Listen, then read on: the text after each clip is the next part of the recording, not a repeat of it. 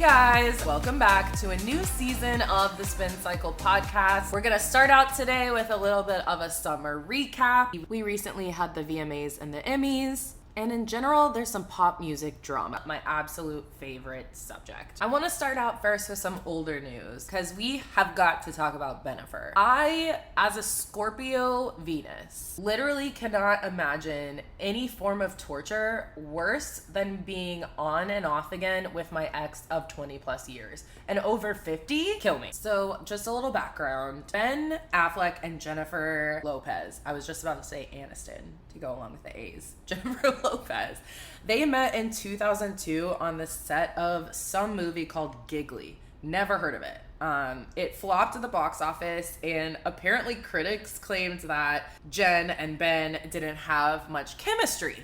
Interesting. J-Lo was actually married at the time to her second husband, Chris Judd, and she divorced him and went public with Ben after that. Basically, she got divorced in June of 2002 and then was sporting this diamond ring by November. The original wedding was set for September of 2003, but they canceled just days before the ceremony. And then they officially split in January of 2004. Then, of course, we first saw them back together in 2021, and they got married in a Vegas ceremony in 2002, and then they had a very traditional Southern wedding in Georgia later that year. So that Georgia wedding took place on August 20th, which was actually the exact date that Jennifer filed for divorce from Ben this year. But since then, we have seen them embracing in public, holding hands in the car together, blah, blah, blah. So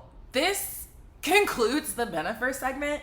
Because what the fuck? But we've got to touch on it, right? I've seen some really funny tweets from people who were like, oh, J-Lo and Ben, they're just like me. Like, somebody was like, I know her friends are pissed. And yeah, I mean, if that were my friend, or God forbid my mother, oh my God, I would be raging. I cannot deal with on again, off again. My friends know, like, once I break up with a guy, they're dead to me. Or they're just like forever back in the friend zone. Like, I like force my high school boyfriend to still be my friend because we were, 17. So he has to be my friend now. But this on again, will they, won't they, multiple engagements, like multiple wedding dates set. It's too much. It's just too much. Also in older news, Jax Taylor and Brittany Cartwright are officially getting divorced. Brittany filed for divorce from Jax, and apparently he got served on camera, and that's going to be in the new season of The Valley, which I cannot wait for. I am like on pins and needles about The Valley. So also Jax recently went to rehab for, I don't know, maybe 30 days. He went to rehab. We don't know exactly like what kind of rehab. We don't know if it was like mental health treatment specifically, or if it was drug rehab or anything like that. We don't know anything about the facility. He did seem to have his phone. He seemed like he was posting throughout, so that was kind of suspect. So interested to see more details play out on The Valley as well. And I can't decide, honestly, like, I really can't figure out Brittany, though. She, like, I don't know. She was such, like, a staunch defender of him for so long, and then literally, like, it's like a flip switched, and she was just like, oh, actually, he's the devil, he's the worst, and everything that everybody's ever said about him is true. But I'm really, like, interested in knowing where that came from and, like, what kind of sparked this revelation for her. She's been kind of coy about it in media interviews. She just kind of says that, like, she hit a breaking point and started to see everything for what it was. But I'm really hoping that the new season of the show delves more into that. Some more recapping. We just had the VMAs and then the Emmys, and both were incredible shows. The Emmys were hosted by Dan and Eugene Levy, and they were adorable and so good together. I mean, obviously we know that they have like great on-screen chemistry as father and son in like Schitt's Creek, but they were playing characters. They did an adorable job at kind of like being themselves, but clearly scripted. And, Eugene really like leaned into being old.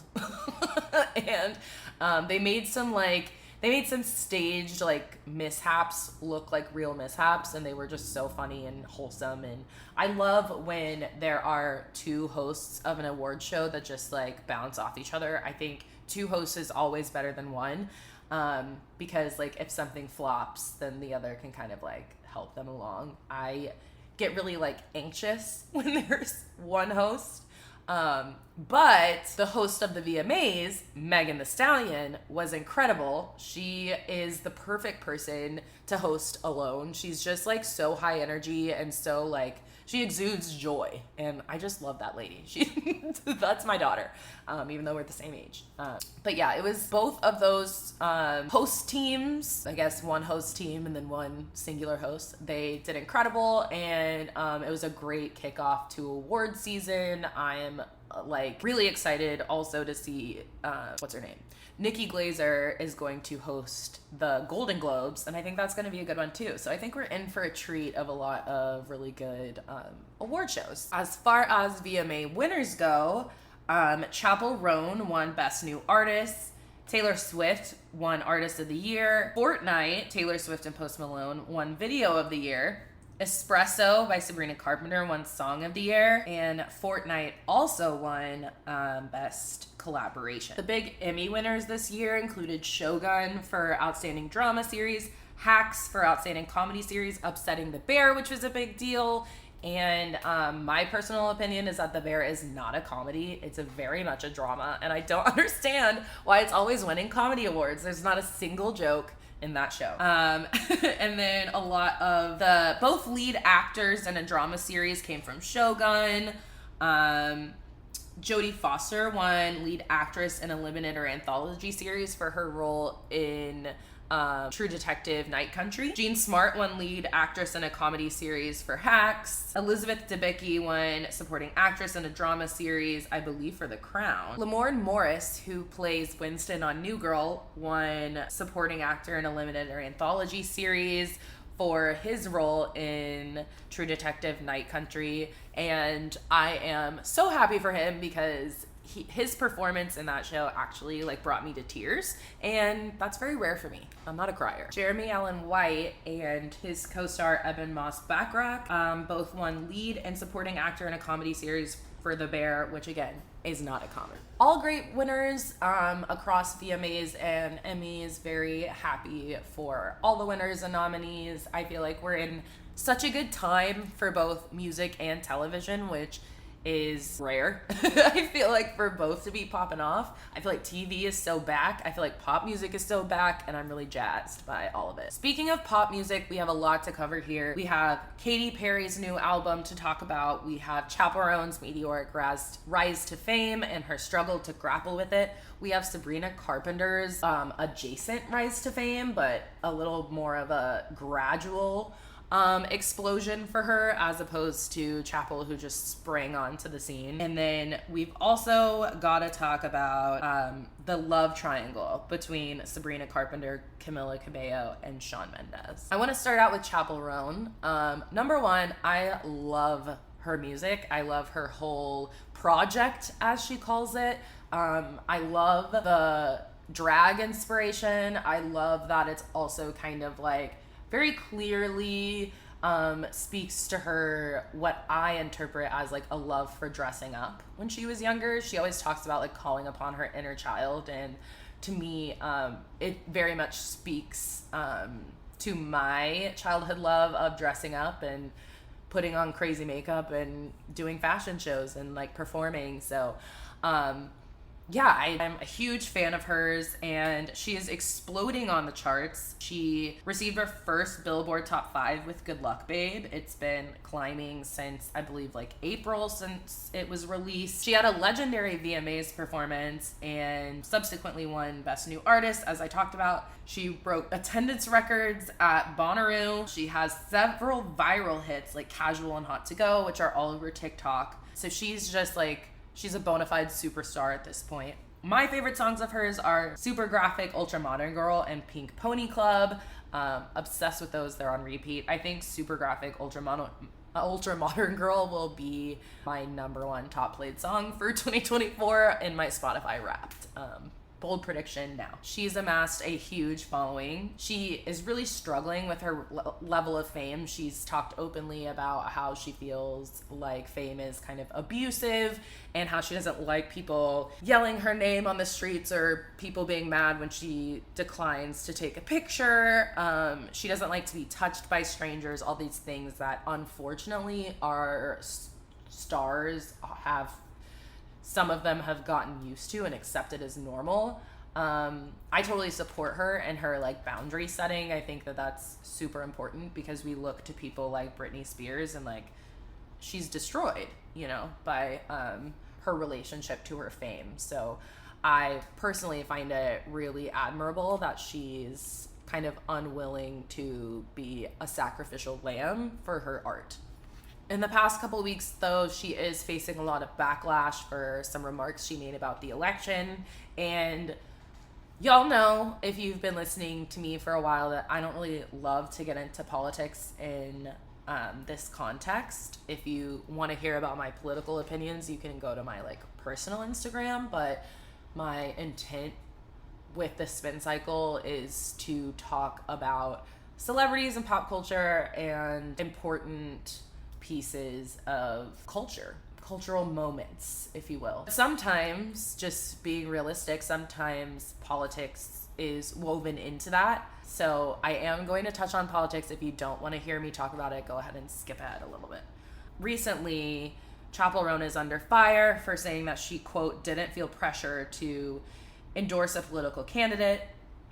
And she really doubled down on this kind of both sides argument where she's saying, both sides are transphobic and both sides have terrible policies and blah, blah, blah.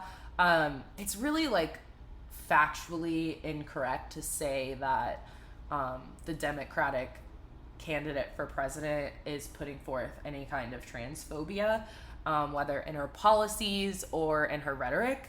So that's just a quick fact check from me. She also, she pronounced Kamala Harris's name incorrectly. She says it like the right does. A lot of talking heads and pundits who are in support of the Republican candidate choose to pronounce Vice President Harris's name as Kamala, or no, that's how you say it, as Kamala. It's hard for me to even switch back and forth. As a person with a difficult to pronounce K name, I have to think really hard to pronounce it wrong. Because I when people call me Kiara and can't get in their head that it's Kiara, I mark that person in my head as unsafe. So I do think that it says a lot that there is kind of this push to intentionally confuse the public about how to pronounce this woman's name. For the record, it is Kamala, not Kamala, not koala. It doesn't rhyme with koala. So all that to say, Chappell Roan did pronounce her name incorrectly, and she went on to say just kind of very vague statements about both sides being equally bad. My takeaway isn't necessarily about my opinion of that perspective, but it is interesting to me how often she chooses to be really brutally honest instead of having some tact in order to save a little face. And I guess in some ways it's really admirable how brash she is, but sometimes it comes across as immature and reckless. And so I'm caught in between these two impressions of her. I can't figure out if she's brave or if she's impulsive. But I do also kind of want to compare this to some backlash that Taylor Swift has recently received. Prior to her endorsement of the Harris Walls campaign, she was getting a lot of flack for simply hanging out with Brittany Mahomes. After Brittany Mahomes had come out as a Trump supporter, people were essentially saying of course Taylor's a Republican, she's white and she comes from privilege, so of course, blah, blah, blah. And really kind of putting her in this position where she had to endorse a political candidate almost. there were a lot of creators, a lot of content creators who do what I do, but on a larger scale, who were really demonizing Taylor Swift and really like characterizing her for her silence on the election thus far. And a lot of those same people are defending Chappell Roan and saying that she doesn't owe anybody an endorsement. Why do you need her endorsement? It's weird that you're so parasocial and all these things. But they had the exact opposite energy for Taylor Swift just a few weeks ago. I do believe part of it is that Chappell Roan is a lesbian, which, sure, she is like inherently more disenfranchised than Taylor Swift, who, as far as we know, is straight. I'm not a Gaylor, obviously. But I think that at the end of the day, those two artists are at the forefront of our zeitgeist right now, and they are both white women, white young women who represent a huge portion of the voter population. And I do believe that they have an obligation to at least consider their words about these issues. I don't believe that they owe us an endorsement. I don't believe that they owe us, explanations and voter registration and all these things, but I do think that they have a responsibility to watch what they say. And frankly, I feel that everybody in this country owes it to everybody else in this country to be informed. And to me, it sounds like Chappell Roan is uninformed. Coming off the heels of the backlash, she ended up canceling 2 festival performances for All Things Go in New York and DC. And people who, paid a lot of money for tickets and traveled to these cities to see her perform are really disappointed. And she kind of put out a quick statement just saying that she felt overwhelmed and felt like she needed to prioritize her health. I think that's great. I think that's fine. But I do go back to kind of the Taylor Swift of it all, where it's like she could never get away with something like that. And right now I'm using Taylor Swift as an example. I don't just mean Taylor Swift. I mean all of the female performing artists that come before Chappell Roan. Could they get away with the same lax approach to professionalism? I don't know. I don't know that anybody older than Chappell Roan, or not even just older, but any artists that have been around for longer than she has that are female, I don't believe that they could get away with the same antics. That does not mean I don't like Chappell Roan. I love her. Like I said, like one of her songs is definitely going to be my #1 most played this year. She is absolutely going to be one of my top 5 Spotify artists. So no shade to her. It's just an interesting observation based off my long love of pop culture and my passion for pop music. I just noticed some discrepancies between how we are holding our favorite artists accountable. In other news, Katy Perry's new album, 143, recently came out and it was met with some brutal reviews. Personally, I am not a fan of Katy Perry's. I think she had a couple bangers, but otherwise her music is just not my taste. It's a little bit too canned for me, if that makes sense. I feel like almost all of her music sounds AI generated. It sounds like music that would be used on Selling Sunset or Love Island. It's not music that I want to play in my car or while I'm cleaning or something. It's not enjoyable to listen to. It sounds like background music to me. So that's my opinion, but I am going to read some reviews that are not my opinion. So don't get mad at me, Katy Cats. Is that what she calls you? She said that at the VMAs, and I was like, oh my God. So, yes, it's true. I don't like Katy Perry, but I'm not trying to bash her. I am just reporting to you the facts of the charts and the reviews of her most recent album, 143. Some background. Katy chose to collaborate with Dr. Luke on 99.9% of this album. I believe that there's like one song maybe that he didn't contribute on, but otherwise it is very much a collaboration with Dr. Luke, who, as many of you might recall, was sued by Kesha several years ago. I believe the allegations came out in 2014, and she sued him and was not able to create or perform any music for a long time during litigation, and ultimately no criminal charges obviously were brought against him or anything like that, but Kesha alleges that she was drugged and raped by him. And it is true that there are some other artists who have worked with Dr. Luke since then, but most of them have been up-and-comers. For example, Lotto and Doja Cat. So you can imagine how the optics are a little different for up-and-coming black and brown artists who are in, rap and R&B and also pop, of course. But you can see how those up-and-coming young artists might be more inclined to look past his checkered past than somebody who is the recipient of like an icon award at the VMAs and someone who has been around for over a decade. Why does she need him so bad? So the album was met with some lukewarm reviews.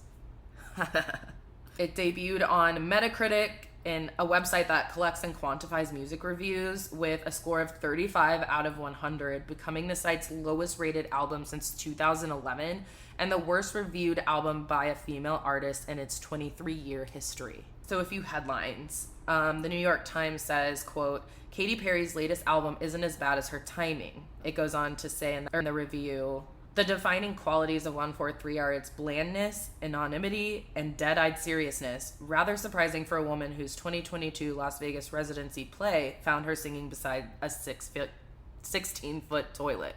Variety says, quote, Katy Perry struggles to reclaim past glory on the flat 143. The album review then goes on to say, effectively, 143 strips away the remnants of the perky personality that catapulted Perry into early 2010s stardom. The album is flat, coasting on cascades of lyrical cliches and musical ideas that rarely crest. Across many of its 11 songs, Perry sounds disaffected and removed, as if she just punched in between American Idol tapings. Little of the clever wit that emboldened some of her biggest hits peeks out from the album, a disappointing slide away from the savvy she once so effortlessly exuded. Pitchfork says, quote, it's dumbfounding that at this critical juncture in her career, 143 is the record she is releasing. Despite reuniting with writer-producer Dr. Luke in an ostensible search for past glory, 143 sounds phoned in. The material here is so devoid of anything distinguishing that it makes one suspicious it's a troll or cynical attempt for the campy realm of so bad it's good. Then Rolling Stone gave it 1.5 stars out of 5.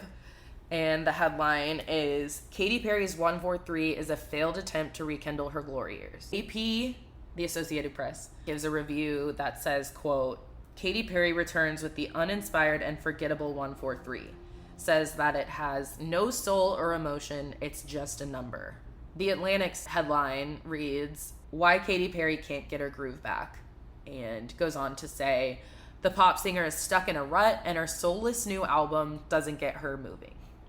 So overall, the adjectives used to describe 143 include flat, bland, dead-eyed, soulless, cliche, disaffected, and removed. So not great. And she just announced a huge world tour, which I immediately thought, did she not learn from J-Lo and Justin Timberlake, who both launched world tours earlier this year and had to majorly downsize?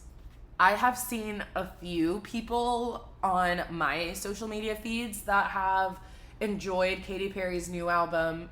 I have transparently not tried to listen to it because I didn't like her old stuff. And when I saw these reviews, I was like, so this isn't for me. So I have transparently not listened. But the way that I am kind of interpreting Katy Perry these days is similar to the way that I am perceiving like JoJo Siwa. I kind of put them in the same category. So do with that information what you will. In other pop news, Miss Sabrina Carpenter recently kicked off her Short and Sweet tour, which I am attending in late October, and I can't wait. Short and Sweet, the album, as of Friday, officially is certified platinum, which is amazing. It is such a good album if you haven't listened to it. Some of my favorite tracks off of it are Coincidence and Don't Smile, in addition to, of course, the singles. On this album, she gives a lot of insight into the love triangle between Sabrina and Camila Cabello and Shawn Mendes. I actually wasn't even aware that Sabrina and Shawn ever dated. It seems like it was really brief.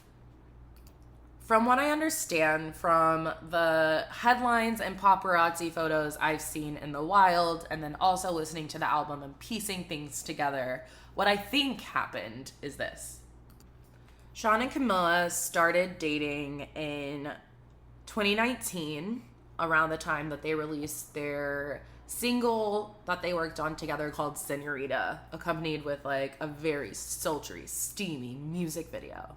They dated for a couple years, and then at the end of 2021, around November, they announced their breakup in a joint statement, basically saying that they were deciding to end their romantic relationship, but they were still close, and just thanked fans for supporting them, essentially. Then in March of 2022, Camila released that song Bam Bam, which my husband loves. My husband fucking loves that song. And she says in it, You said you hated the ocean, but you're surfing now. I said I love you for life, but I just sold our house. We were kids at the start. I guess we're grown-ups now. So that gives like just a little bit of insight, I guess, into the timeline. But then in April 2023, they were spotted making out at Coachella. So basically in between early 2022 and early 2023, they were off. They were not together. During that time, at some point, I am not sure exactly of when, because I don't think they ever really had any public outings, but Shawn and Sabrina started to see each other. Rumors say that Shawn and Sabrina started dating in February of 2023 when somebody submitted to Dumois that they had spotted them on a date in New York. Then they were kind of like paps just walking around LA, like nothing crazy. They could have just been friends. They weren't holding hands or anything like that. But they did attend Miley Cyrus's album release party together in March of 2023. But again, they were like walking separately, not holding hands, nothing obvious. But then in typical Shawn Mendes fashion, because he did this to Hailey Bieber too, he told a magazine in March 2023, quote, "We are not dating." Then just 1 month after that is when he's spotted with Camila at Coachella and they're kissing, which Sabrina actually alludes to in several of her songs on Short and Sweet, and Camila also addresses on her much less successful album XOXOC. Specifically on Camila's album, the song that addresses this little love triangle is called June Gloom, and it alludes to the fact that Shawn is dating someone new who is supposedly really cool, but Camila kind of compares herself to her throughout the song. But Sabrina really tackles the issue head on in the song Taste, most notably, which she also performed at the VMAs with both Shawn and Camila in attendance, which I just thought was so punk rock. So that song, everybody should know by now. It's the third single off of Short and Sweet. And she says in it, "Heard you're back together, and if that's true, you'll just have to taste me when he's kissing you." And then she released a music video for the song as well, where Jenna Ortega plays her like competition for this man, who notably looks similar to Miss Camila Cabello. Another song that I actually mentioned is one of my favorites, Coincidence, is most definitely about this. She talks about, it being fine one week and then the next week knowing that they were in the same city at the same time. And she alludes to Coachella by saying Palm Springs looks nice, but who's by your side? And it's actually really interesting to get this kind of third perspective, because I had never even pieced all of this together. Like I said, I never caught wind of Sabrina and Sean dating because they were always just kind of like around each other, and I kind of just thought they were friends. So to hear all of this is really eye-opening.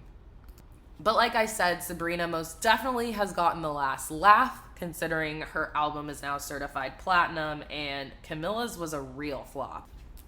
So according to Forbes, the album called CXOXO did debut at number 13 on the Billboard 200, but it failed to crack the top 10, being actually her first album to fail to crack the top 10 in the ranking of the most consumed albums in the country. She had actually launched 3 singles before the debut of the album, which I literally never heard any of them. None of them became any like radio hits like she's previously been really good at. So she led with I Love It, featuring Playboi Carti. It got up to the number 81 on the Hot 100, and then she dropped He Knows with Lil Nas X, which did not debut on the Hot 100 at all. And then the third single was alongside Drake, who was featured on 2 of the songs on the album, including Hot Uptown, which was the last single from the trio. That debuted number 62 on the Hot 100, which is the biggest win from the album thus far. I hope you enjoyed this little summer recap along with this discussion of pop divas and flop stars, and I hope that you'll tune back in next week, and I hope that you'll like and subscribe, and I hope that you'll follow me on Instagram at The Spin Cycle Media. Love you so much. Let me know what else you want to hear about this season of the Spin Cycle podcast, and tune in next week for more.